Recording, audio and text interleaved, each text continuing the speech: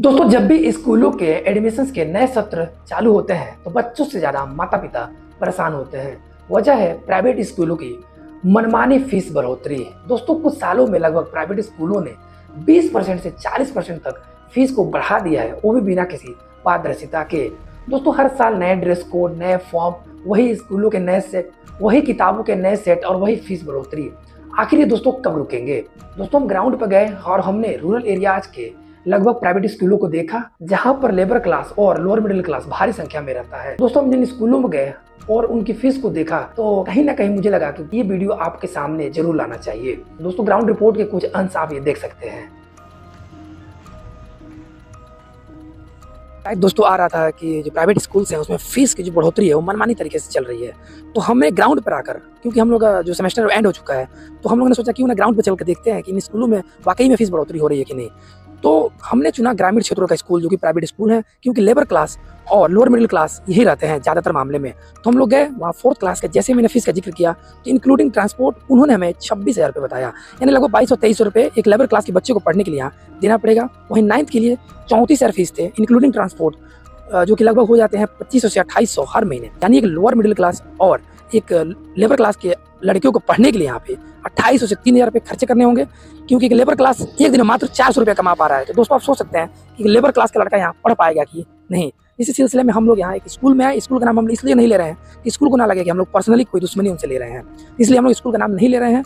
और ये पहला प्राइवेट स्कूल है। हम दूसरे प्राइवेट स्कूल में चलते हैं, वहाँ हम 4th क्लास ही और 9th क्लास का फीस का बारे में जानकारी लेते हैं। तो दोस्तों, हमारे साथ वीडियो में बने रहिए और आगे चलिए। स्कूल्स पे आ चुके हैं जहाँ पर हम लोग जानेंगे कि वहाँ का फीस क्या है। तो दोस्तों, ये जिले का सबसे प्रतिष्ठित कॉलेज माना जाता है जहाँ पर हम लोग आए हैं और अभी जानने की कोशिश करते हैं कि यहाँ पर क्या स्थिति है फ़ी की। तो एक बार मैं कैमरामैन से चाहूँगा कि एक बार स्कूल दिखा दीजिए।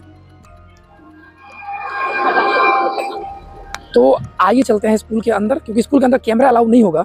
तो हम लोग ऐसे जाते हैं, फिर आकर हम कि क्या स्थिति है वहाँ फी स्ट्रक्चर्स की। धन्यवाद। यहाँ पर फी का जो हम लोग जो स्ट्रक्चर्स था उसको पूछताछ कर हम लोग बाहर आ चुके हैं। इन्होंने क्लास 9th के लिए 35,300 फीस बताया एनुअल फीस, और दूर दराज का लड़का है तो अगर बस से आता है तो 13,000 और जोड़ लीजिए, यानी 48,000 फीस है टोटल क्लास 9th का। यानी कि लेबर क्लास और लोअर मिडिल क्लास को पर मंथ 4,000 देना पड़ेगा इस स्कूल को। यानी कि आपका जो 10 दिन का दहाड़ी है वो स्कूल के फीस में चला जाएगा।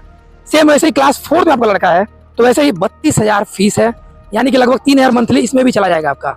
यानी प्राइवेट स्कूलों ने लूट मचा रखी है, जो कि ग्रामीण क्षेत्रों में है, और ग्रामीण क्षेत्रों को लोग इतना पैसा नहीं कमा पाते जितना कि शहरी क्षेत्रों में लोग कमा पा रहे हैं। तो इस हिसाब से फीस बहुत ही ज़्यादा महंगा है, शायद यहाँ पे लोग ज़्यादा अफोर्ड ना कर पाए। तो हम लोग चलते हैं आगे वाले स्कूल्स में, वहाँ देखते हैं कि वहाँ पर क्या स्थिति है फीस की। दोस्तों, शिक्षा एक मौलिक अधिकार है, ना कि कोई व्यापार का अड्डा। दोस्तों, इसके खिलाफ सरकार को एक सख्त और पारदर्शी कानून लाना चाहिए, और फीस को कब बढ़ाना है और किस शर्त पे बढ़ाना है इस सरकार को तय करना चाहिए। दोस्तों, भारत के कुछ राज्यों ने फीस रेगुलेशन एक्ट जरूर लाया, जैसे तमिलनाडु और महाराष्ट्र ने, लेकिन दोस्तों देश भर में कोई सख्त कानून ना होने की वजह से ये लगातार फीस बढ़ते जा रहे हैं। दोस्तों, हम स्कूल के खिलाफ नहीं है, लेकिन दोस्तों शिक्षा एक व्यापार नहीं जिम्मेदारी है। तो क्या दोस्तों आप भी चाहते हैं कि फीस नियंत्रण पे कानून आना चाहिए? तो दोस्तों, इस वीडियो को ज्यादा से ज्यादा शेयर करें और अपनी आवाज को बुलंद करें, और कमेंट बॉक्स में अपने अच्छे राय दें। जय हिंद, जय भारत।